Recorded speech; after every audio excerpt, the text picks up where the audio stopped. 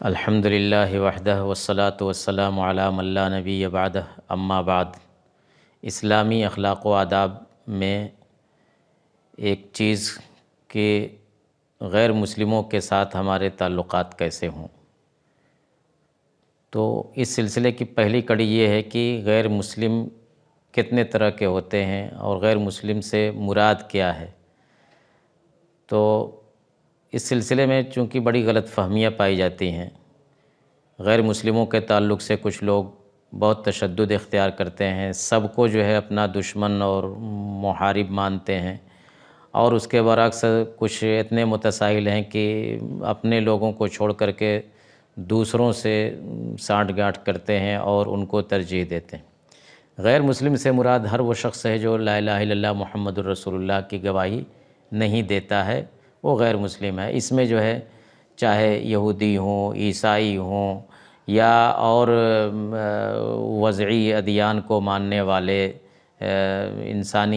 انسانوں کے بنائے ہوئے ادیان کو، مذاہب کو ماننے والے، سب اس میں شامل ہیں۔ یہاں تک کہ ملحد جو ہیں، لا دین لوگ ہیں، وہ سب بھی اس میں شامل ہیں۔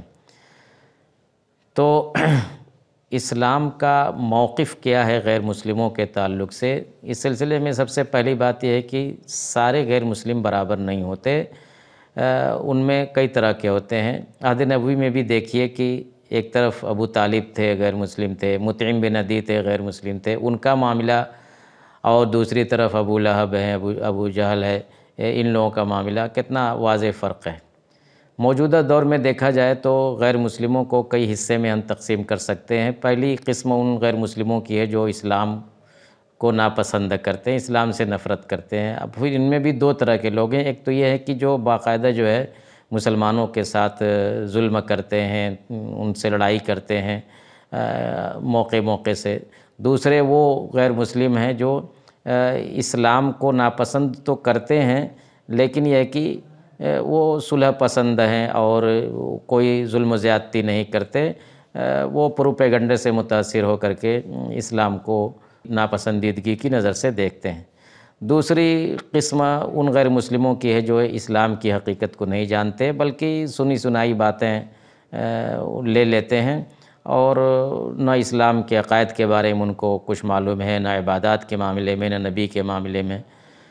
تیسری قسم ان غیر مسلموں کی ہے جو انصاف پسند ہیں، ان کی تعداد زیادہ ہے، اور وہ جو ہے مسلمانوں کی حمایت کرتے ہیں، ان کا دفاع کرتے ہیں اور ان کے مسائل کو اٹھاتے ہیں۔ ان میں بڑے بڑے اسکالر بھی ہیں، سیاستداں بھی ہیں، اور میڈیا والے بھی ہیں۔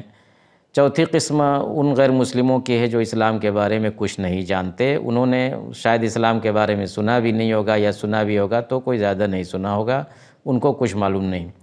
تو یہ غیر مسلموں کے تعلق سے اسلام کا جو معاملہ ہے، ان سے تعلقات کیسے رکھے جائیں، تو سب سے پہلی بات یہ کہ ان کو دین کی دعوت دی جائے، ان کے ساتھ اچھا معاملہ کیا جائے، انصاف کیا جائے، ان کے ساتھ ظلم و ستم سے بچا جائے۔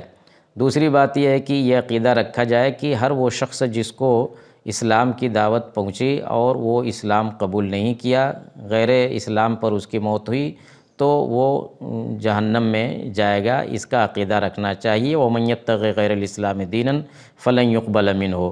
غیر مسلموں کی کئی قسمیں ہیں، تو اسلام کا موقف ان کے تعلق سے بھی الگ الگ ہے۔ ایک عدو محارب ہے جو ایسے دشمن ملک سے تعلق رکھتا ہے جو مسلمانوں سے وقتاً فوقتاً لڑائی کرتا ہے، اور کوئی ان کا عہد و پیمان بھی نہیں ہے۔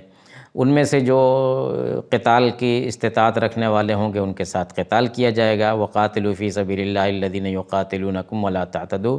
البتہ بچوں کو اور عورتوں کو اور بوڑھے لوگوں کو ان سے کوئی تعرض نہیں کیا جائے گا، ان کے ساتھ کسی طرح کی چھیڑ چھاڑ نہیں کی جائے گی۔ ایک عدو معاہد ہوتا ہے جس کے ساتھ کوئی معاہدہ ہوتا ہے تو اس کو کسی طرح کی تکلیف نہیں پہنچائی جا سکتی۔ ایک عدو مستامن ہوتا ہے جو مثلاً کوئی ویزا وغیرہ لے کر کے اسلامی ملک میں آتا ہے، تو جتنے دن تک کا اس کا معاہدہ ہے اس میں وہ مامون رہے گا، اس سے کوئی چھیڑ چھاڑ نہیں کر سکتا۔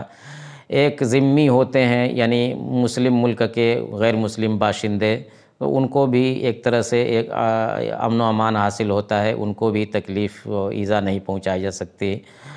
اور ایک قسم ان غیر مسلموں کی ہے جو اسلام سے کوئی دشمنی نہیں رکھتے، ان کو بھی کوئی چھیڑ چھاڑ نہیں کی جائے گی۔ لا ینہاکم اللہ عن الذین لم یقاتلوکم فی الدین الی آخر الآیہ۔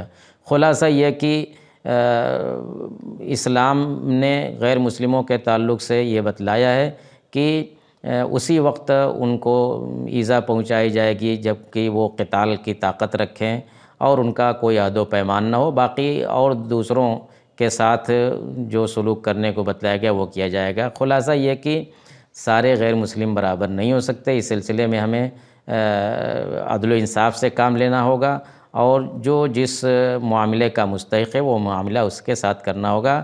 اللہ تعالیٰ ان حقائق کو سمجھنے کی توفیق عطا فرمائے۔ والسلام علیکم ورحمۃ اللہ وبرکاتہ۔